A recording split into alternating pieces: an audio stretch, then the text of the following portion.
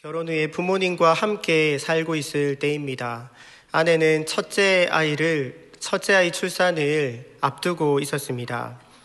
부모님과 저희 부부가 전세로 살고 있던 집이 갑자기 팔리면서 한 달 안에 이사를 해야 하는 상황이 되었습니다. 출산일은 다가오는데 갈 곳이 정해지지 않았습니다.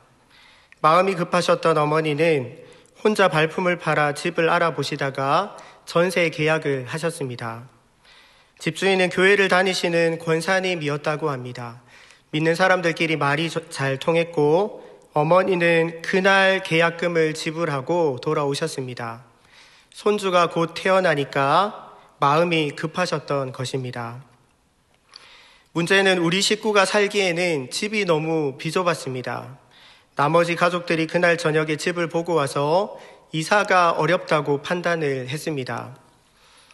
어머니는 집주인 권사님께 전화를 드렸습니다. 죄송하지만 계약금을 돌려줄 수 있느냐고 부탁했습니다. 계약할 때는 친절하시고 말이 잘 통했는데 하루 만에 계약금을 돌려달라고 요청하자 분위기가 달라졌습니다. 권사님은 아들이 계약금을 돌려주지 말라고 했다면서 거절을 하셨습니다. 어머니는 포기하지 않고 선물을 사서 집을 찾아갑니다. 사정이 어려우니 도와달라고 부탁을 하고 어렵게 계약금의 일부를 받아서 돌아옵니다. 물론 집주인이 잘못한 건 없지만 고생하시는 어머니를 보면서 씁쓸한 마음이 들었습니다.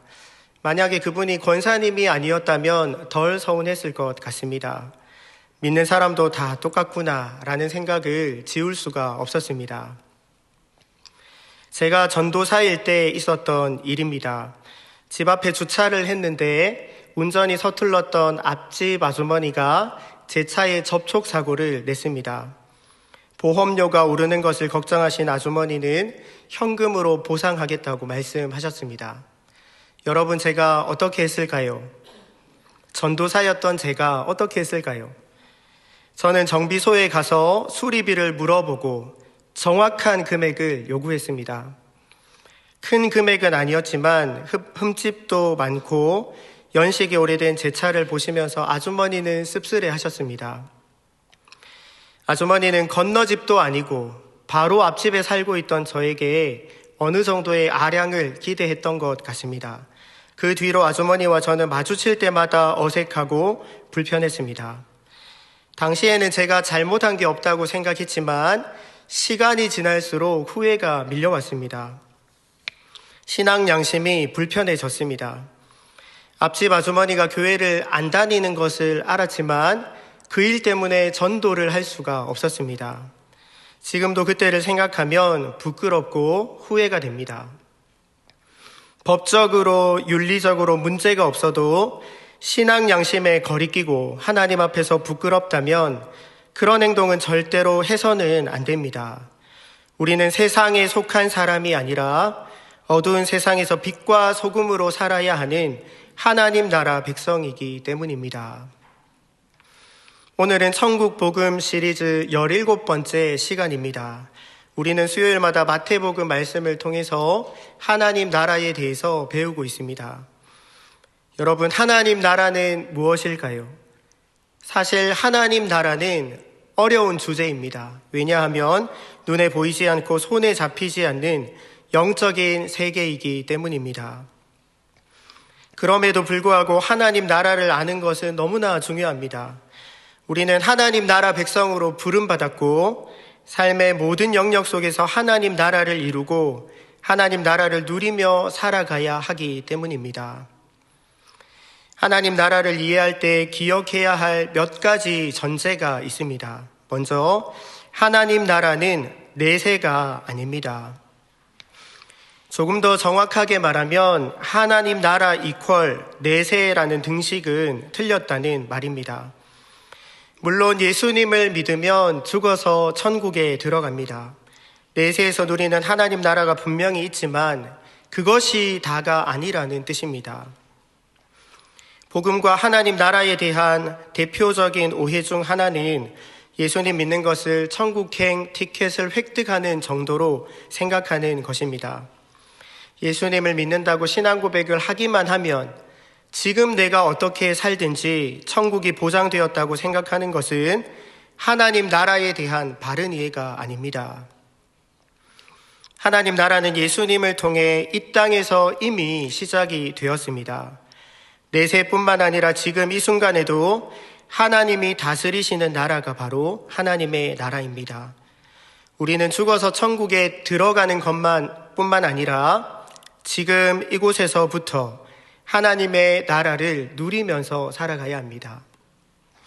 그리고 하나님의 나라는 종교 행위가 아닙니다. 우리 마태복음 6장 33절을 함께 읽겠습니다. 너희는 먼저 그의 나라와 그의 일을 구하라. 그리하면 이 모든 것을 너희에게 더하시리라. 하나님 나라와 의를 먼저 구한다는 것을 생업보다 전도를 더 열심히 하고 가정보다 교회 사역을 더 우선순위에 두라는 말씀으로 오해하는 경우가 있습니다. 이것은 전도나 교회 봉사 같은 종교적인 활동은 더 고상하고 거룩한 것으로 여기고 세속적인 활동은 상대적으로 저급하게 취급하는 이원론적인 생각입니다. 전도할 때만 하나님 나라가 임하고 교회에서만 하나님 나라가 임하는 것이 아닙니다. 직장에서도 하나님 나라가 임하고 가정에서도 하나님 나라가 임합니다. 먼저 그의 나라를 구하라는 말씀은 내가 삶의 주인이 되어서 앞서가라는 뜻이 아니라 매 순간 하나님의 다스림을 먼저 구하라는 뜻입니다. 그리고 하나님의 의를 구하라는 말씀은 내 뜻과 욕심을 내려놓고 하나님이 옳게 여기시는 바를 분별하고 하나님 뜻대로 순종하며 살라는 그런 말씀입니다. 교회 생활도 내 뜻대로 하면 하나님 나라가 아니고 직장 생활도 하나님의 임재와 통치를 구하면 하나님 나라가 이루어집니다. 마지막으로 하나님 나라는 관념이 아닙니다. 하나님 나라는 관념이 아니라 실제입니다. 오랜 시간 신앙생활을 하면서 성경 지식이 쌓이다 보면 내가 아는 것을 내 신앙으로 착각하기 쉽습니다. 지성적으로 관념으로 아는 것만으로는 부족합니다. 지금도 우리가 말씀을 듣고 있는데 말씀을 듣고 나서 머리만 커지고 마음과 삶이 변화되지 않는다면 결국 머리로만, 입으로만 신앙생활을 하는 사변적인 신앙인에 빠지게 되는 것입니다. 하나님 나라는 구체적인 삶에서 경험되는 현실적이고 실제적인 세계입니다. 전도사였던 제가 교회에서 하나님 나라에 대해서 설교할 수는 있었겠지만 앞집 아주머니에게 삶으로 하나님 나라를 전하지 못했던 것처럼 하나님 나라를 머리로만 알고 하나님의 임재와 다스림 없이 살 수도 있다는 것을 우리가 늘 기억해야 합니다. 오늘 본문은 예수님의 비유입니다. 하나님 나라를 관념으로만 알고 있던 종교 지도자들을 빗대어서 예수님은 악한 포도원 농부의 비유를 들려주셨습니다. 45절을 함께 읽겠습니다.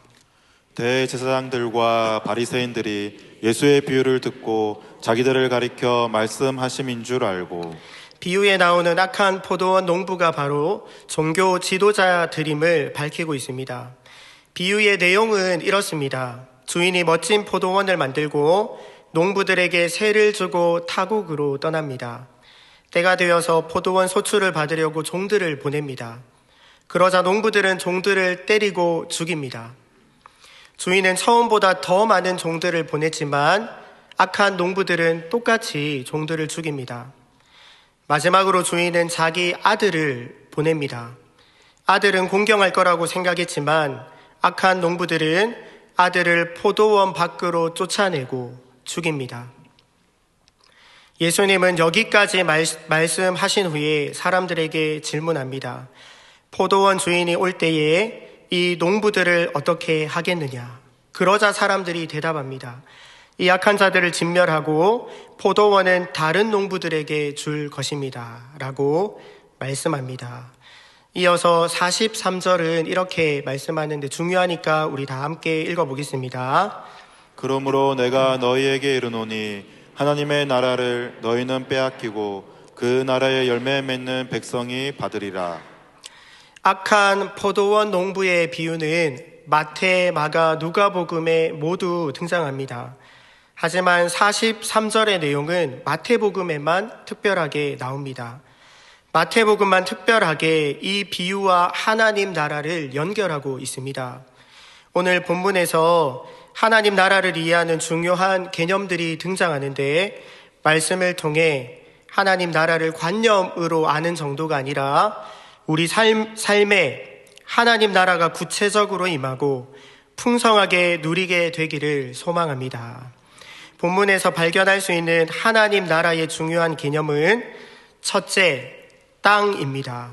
33절을 함께 읽겠습니다. 다시 한 비유를 들으라. 한 집 주인이 포도원을 만들고 산울로 두르고 거기 집자는 구유를 파고 망대를 짓고 농부들에게 새로 주고 타국에 갔더니 주인이 농부들에게 포도원을 줬다고 말씀합니다. 주인은 멋진 포도원을 만듭니다. 나무를 심어서 울타리를 만들고 포도즙을 짜는 틀을 만들고 망대를 세웁니다. 포도원을 아름답게 꾸몄습니다. 그리고 이렇게 좋은 땅을 농부들에게 줍니다. 비유에 등장하는 주인은 하나님이고 아들은 예수님이라는 것을 쉽게 알 수 있습니다. 그리고 악한 농부들은 44절 말씀처럼 종교 지도자들입니다. 더 넓게 이해하면 불순종하는 이스라엘 백성임을 알 수 있습니다.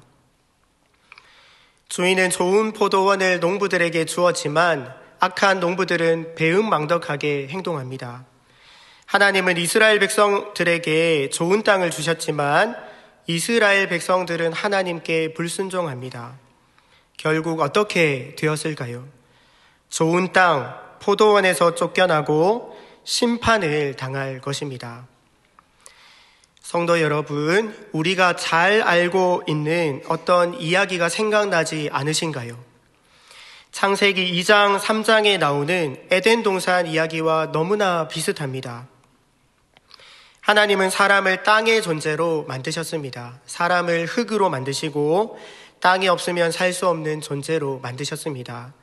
사람은 땅에서 농사하고 집을 짓고 땅에서 난 것을 먹고 땅 위를 걷고 땅에 기대어 쉬고 잠을 잡니다. 땅이 나쁘면 고통을 당하고 땅이 없으면 사람은 아무것도 할 수 없습니다. 하나님은 아담과 하와에게 가장 좋은 땅을 주셨습니다. 중요한 것은 땅을 주신 분이 바로 하나님이라는 것입니다. 아담과 하와는 땅을 누리게 하신 하나님의 은혜를 늘 기억하면서 하나님의 임재 가운데 감사로 살아가야 합니다. 이렇게 하는 것이 하나님 나라를 이루는 것이고 하나님 나라를 누리며 살아가는 삶입니다. 사랑하는 성도 여러분, 이 땅에서 우리에게 주어진 모든 것은 하나님의 은혜임을 기억하시기 바랍니다. 내가 밟는 모든 땅은 하나님의 것입니다.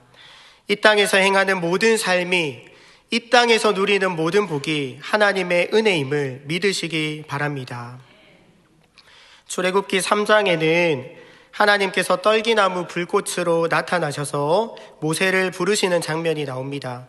모세가 떨기나무 불꽃을 보고 가까이 다가갑니다. 그때 하나님께서 이렇게 말씀합니다.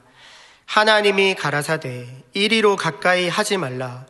너의 선 곳은 거룩한 땅이니 내 발에서 신을 벗으라. 하나님께서 임재하시는 땅이 거룩한 땅이고 하나님의 나라입니다. 우리에게는 거룩하게 살아갈 힘이 없습니다. 그래서 하루를 시작할 때마다 땅을 누리게 하신 하나님의 은혜에 감사하고 하나님의 임재를 구하면서 시작해야 합니다. 직장에 가면 가장 뭐부터 해야 할까요?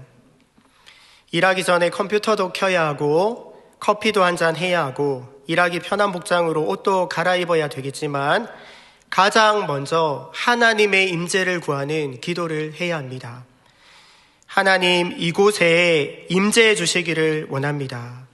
하나님, 나에게 임재하셔서 내가 밟는 모든 땅이 하나님의 영광이 드러나는 하나님의 나라가 되게 해주시기를 원합니다. 예수님을 통해 임마누엘의 복이 우리에게 이미 주어졌습니다. 하나님의 임재를 구할 때 임마누엘 하나님께서 우리와 함께 하시고 풍성한 하나님의 나라를 누리게 하실 줄 믿습니다. 본문에서 발견할 수 있는 하나님 나라의 중요한 개념은 둘째, 주권입니다. 33절은 누가 주인이고 누가 소작농인지 잘 보여줍니다. 악한 농부들은 마치 자기가 주인인 것처럼 행세합니다. 포도원을 주신 분이 누구인지, 자기에게 맡겨진 일이 무엇인지, 자기 역할이 무엇인지 생각하지 않습니다.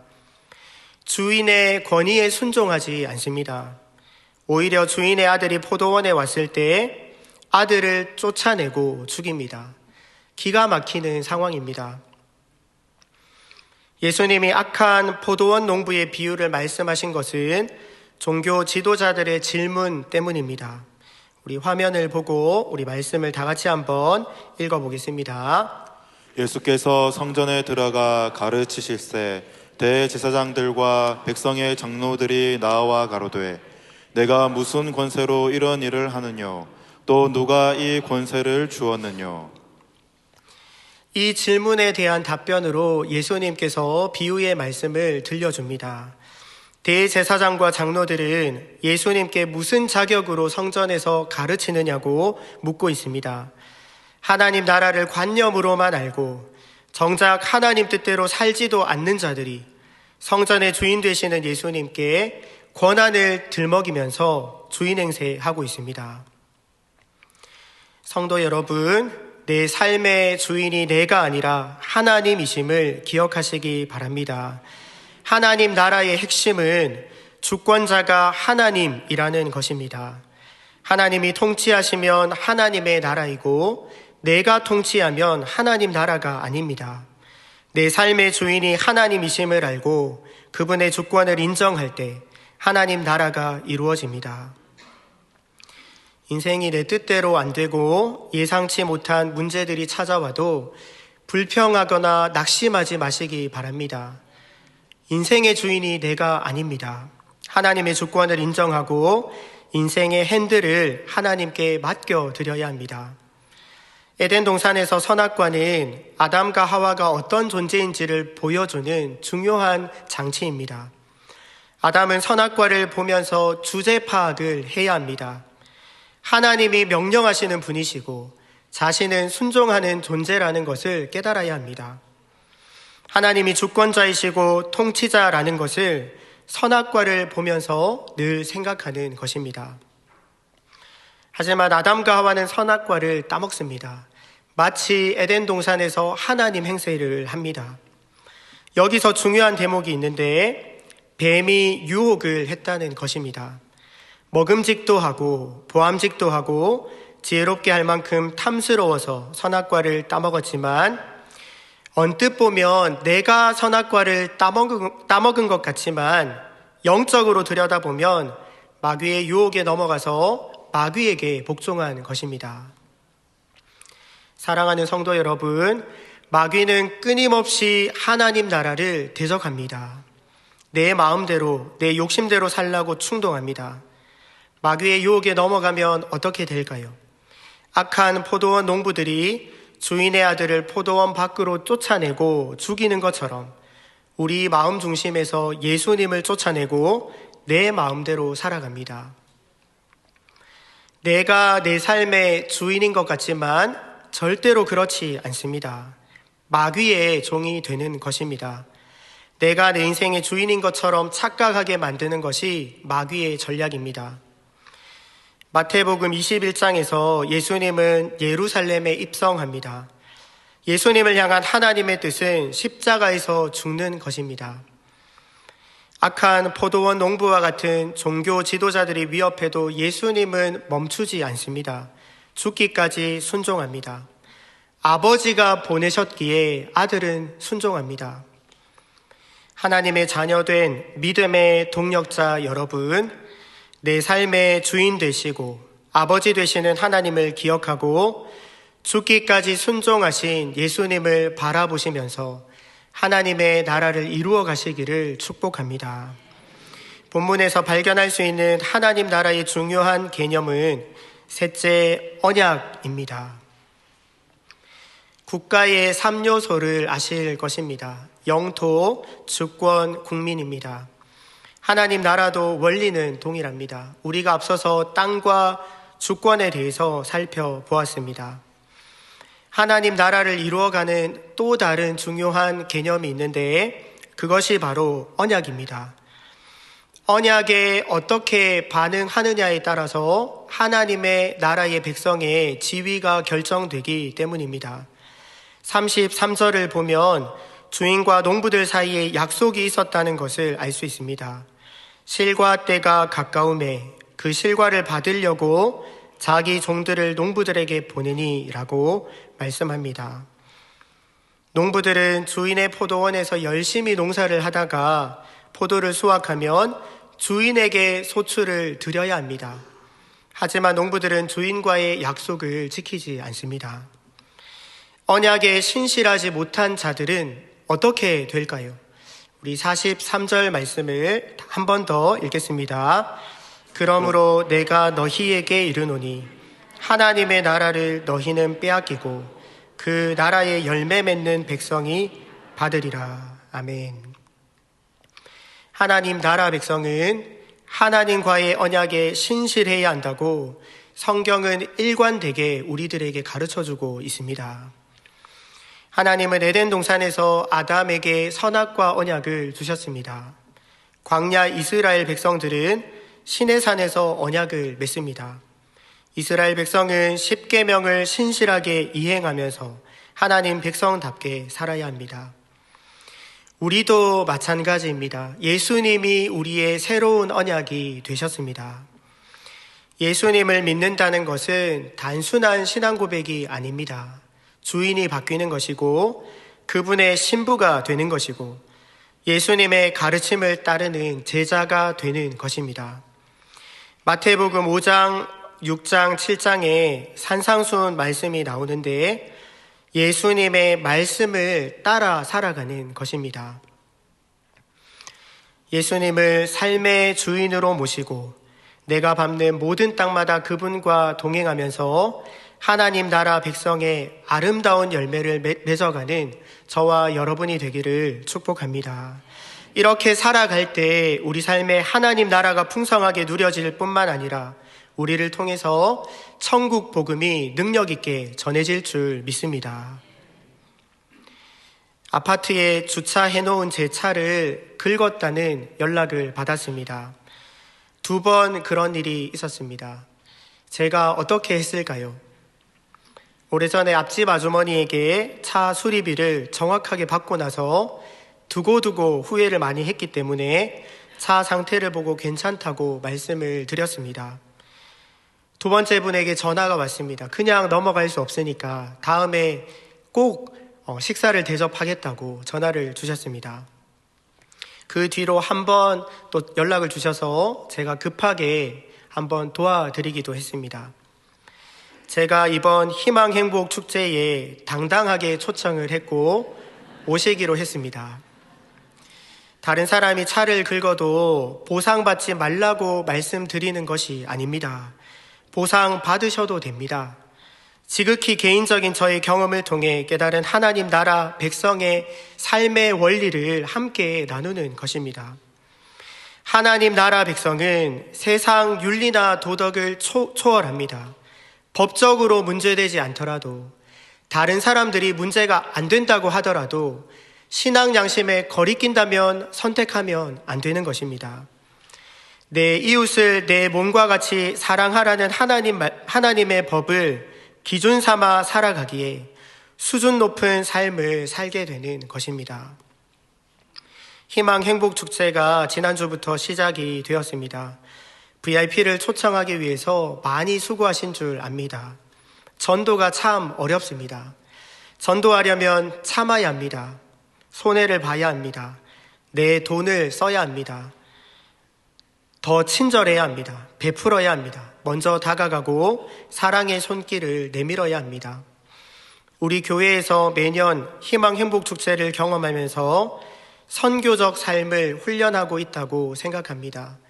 어떤 사람을 만났을 때 예수님을 안 믿으면 저분을 꼭 전도해야겠다라고 결심합니다. 전도하려면 대충 대할 수 없습니다. 더 수준 높은 삶을 노력해야 합니다. 더 따뜻하게 대하고 베풀고 섬기려고 애를 쓰는 것입니다. 이처럼 영혼 구원의 사역이 우리를 하나님 나라 백성답게 수준 높은 삶을 살게 한다는 것을 기억하시면서 희망 행복 축제에 마음을 담아 잘 참여해 주시기를 부탁을 드립니다. 우리 옆에 분들과 이렇게 한번 나누겠습니다. 말하면 있고 말 안 하면 없습니다. 말하면 있고 말 안 하면 없습니다.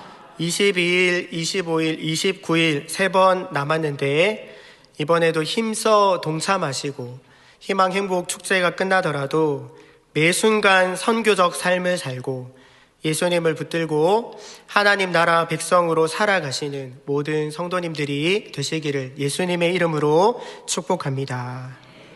우리 다 같이 화면의 기도 제목을 기도하는 마음으로 함께 읽고 합심해서 기도하시겠습니다.